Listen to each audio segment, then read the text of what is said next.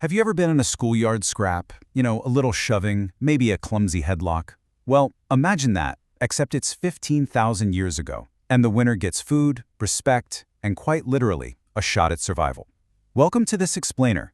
Today we're going to unpack the fascinating journey of how raw, ancient combat transformed into both the highly structured competitions and the wild spectacles we know today. Here's a quick look at our agenda for today. We'll be hitting the ancient roots of grappling, the great wrestling split, amateur rules and techniques, the pro wrestling spectacle, and finally, the future of the mat.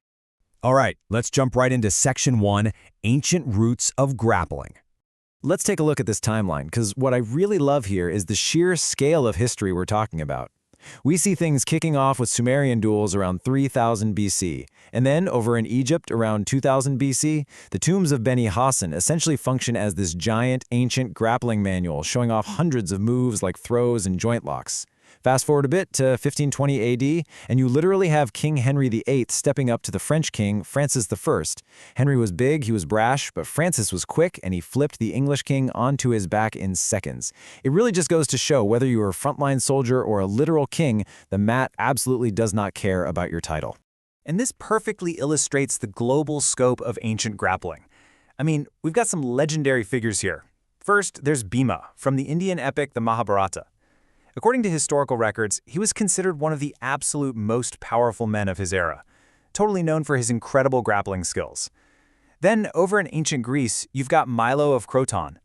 This guy was a 6-time Olympic champion who actually once got disqualified for oiling himself up so opponents couldn't grab him, proving that, yep, even the ancients were looking for loopholes.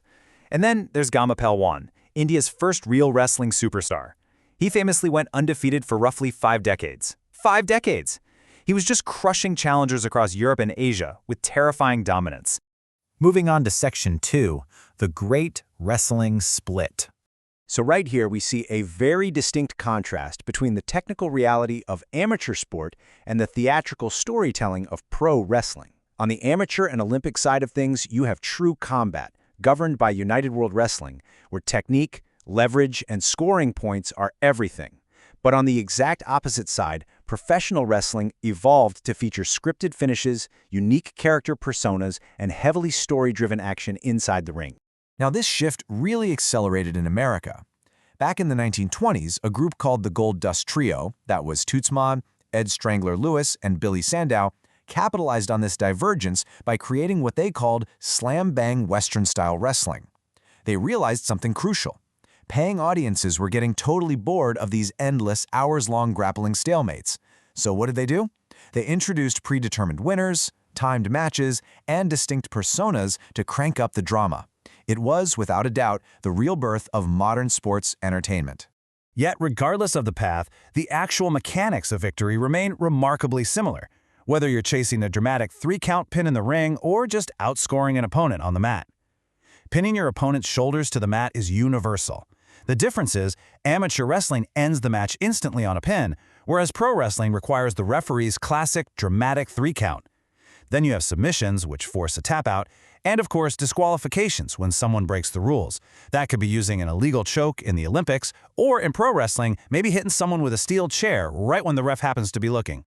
Okay, let's dive into Section 3, Amateur Rules and Techniques. To really understand Olympic-level dominance, just look at Iowa's Spencer Lee.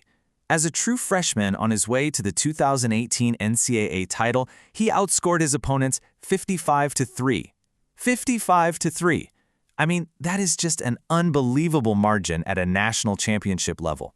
Lee's philosophy was incredibly simple, but totally devastating. He didn't just want to take his opponents down to ride them out and waste time. No, he took them down specifically to turn them and score near-fall points. It's this relentless forward pressure style that just completely overwhelms the opposition. And amateur mastery requires some incredibly specific mechanics. Take Caden Henschel's pause fake, for example. It sounds totally counterintuitive, right? Here's how it works. You fake a shot, but instead of popping back up, you stay low and literally just freeze.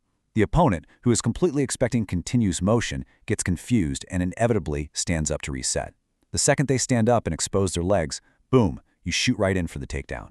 It brilliantly highlights how elite wrestling is just as much about mental trickery as it is sheer physical strength.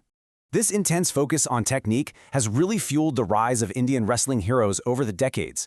We're talking from K.D. Jadav's historic 1952 Olympic bronze all the way to Geeta Phogat's trailblazing 2010 gold medal. Actually, Jadhav was India's first individual Olympic medalist post-independence, and he used his insane agility to defeat much larger opponents.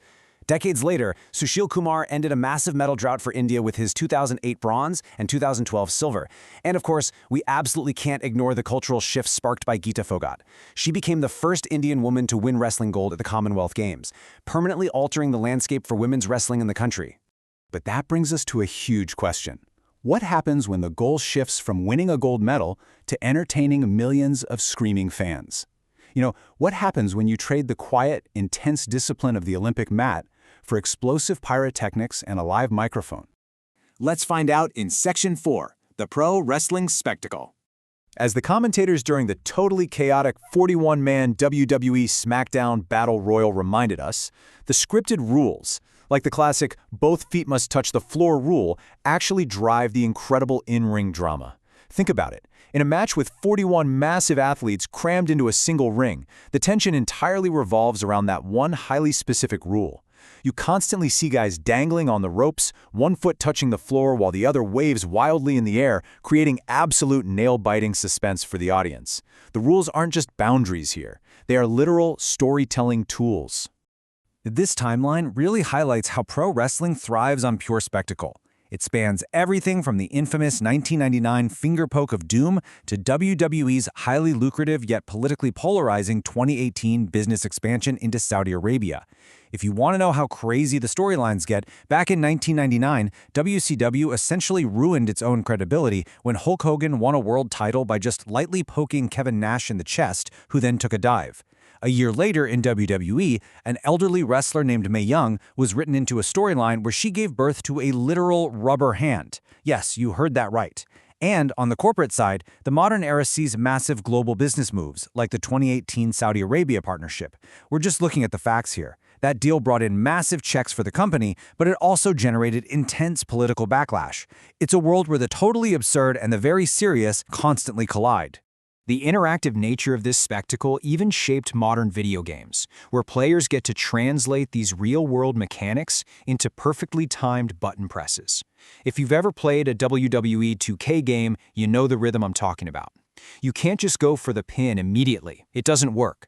You have to use light strikes to weaken your opponent, perfectly time your blocks to counter their attacks, and hit your signature grapples to fill up your special meter. Only then can you unleash your finishing move to get the 1-2-3 count. It perfectly mimics the natural pacing of a real, scripted pro wrestling match. Which brings us to our final section, the future of the mat. Today, the lines are blurring faster than ever before.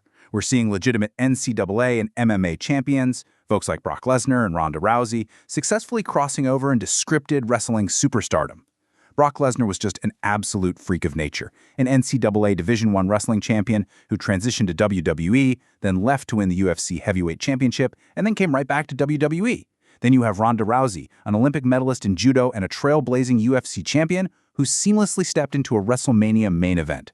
The strict wall that once separated the quote-unquote real fighters from the sports entertainers has completely crumbled.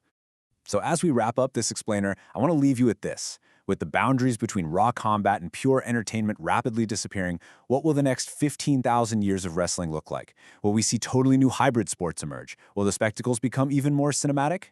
The only thing we know for sure is that humanity's oldest sport is nowhere near finished evolving. Thanks for joining me today, and keep questioning what comes next.